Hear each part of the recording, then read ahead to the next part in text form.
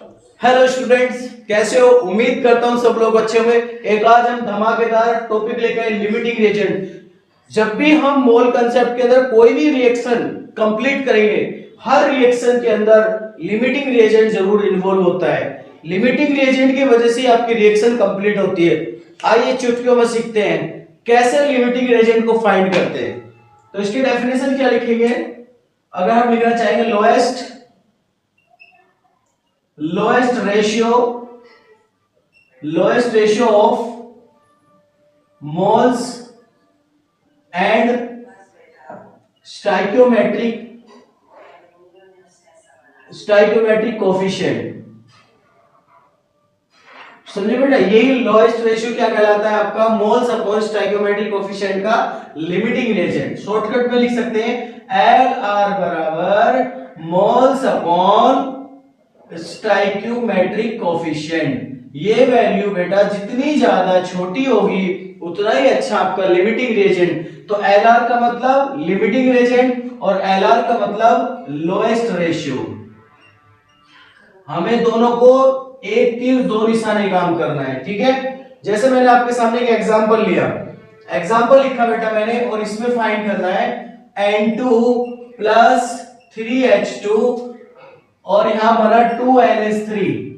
बेटा limiting reagent कभी भी आपको अगर आइडेंटिफाई करना है, आपको हमेशा रिएक्शन को फर्स्ट पहले बैलेंस करना होगा। पहले रिएक्शन को बैलेंस कीजिए, देन उसके बाद लिमिटिंग रिएजेंट। मैंने रिएक्शन ऑलरेडी बैलेंस की है, अब आपको कुछ गिवन डेटा देगा, आपको बोलेगा गिवन। मैंने आपको यहाँ पर कुछ गिवन दिया, मैंने लिखा इसके 5 मोल है, मैंने इसके भी लिखे बेटा 5 मोल। अब मोल्स आपको 3 तरीके से निकालने के लिए बोल भी सकता है, कि मास दे के भी बोल सकता है कि मास गिवन कर दे, आपको बेटा नंबर ऑफ पार्टिकल्स भी दे सकता है, इससे भी पूछ सकता है, और आपको वॉल्यूम एट एसटीपी कंडीशन भी बोल सकता है। तो आपको बेटा डायरेक्ट वॉल्यूम, डायरेक्ट मोल्स दे भी सकता है और नहीं भी दे सकता है। तो मैं इस केस में आपको डायरेक्ट दिया हूं, आप इससे पहले निकालना पड़ेगा, फिर मोल्स यहां लिखना पड़ेगा, देन उसके बाद डील करोगे। पर मैंने आपको बेटा डायरेक्ट मोल गिवन किए। अब आपसे कह रहा है कि बताइए इसमें प्रोडक्ट के मोल कितने होंगे। मतलब आपसे कह रहा है कि फाइंड मोल्स ऑफ NH3 और पूछ रहा है कि लेफ्ट मोल्स ऑफ रिएक्टेंट। अब इन रिएक्टेंट में कौन बचेगा? जो एक्सेस में होगा, अब मुझे नहीं पता, वो लिमिटिंग रिएजेंट डिसाइड करेगा कि कौन इसमें एक्सेस में, कौन इसमें लिमिट में। चलो हम आते हैं अपने टॉपिक पे बेटा। तो इसको आइडेंटिफाई करने के लिए पहले हमें इन दोनों के मोल से आपको लिमिटिंग रिएजेंट निकालना पड़ेगा। तो LR बराबर मोल्स कितने बेटा इसके 5, स्टोइकोमेट्रिक कोफिशिएंट कितना है 1, इसके मोल कितने बेटा 5, स्टोइकोमेट्रिक कोफिशिएंट हो गया 3, तो बेटा इसका रेशियो कितना आएगा 5, इसका कितना आएगा 1.66। तो आपका लिमिटिंग रिएजेंट कौन बना बेटा? बोलो, लिमिटिंग रिएजेंट कौन बना बेटा इसमें? हाइड्रोजन। अब जितनी भी रिएक्शन आपकी कंप्लीट होगी वो हाइड्रोजन के बेस पे होगी। चुटकियों में आंसर निकालते हैं। नंबर 1, पहला पॉइंट, मोल्स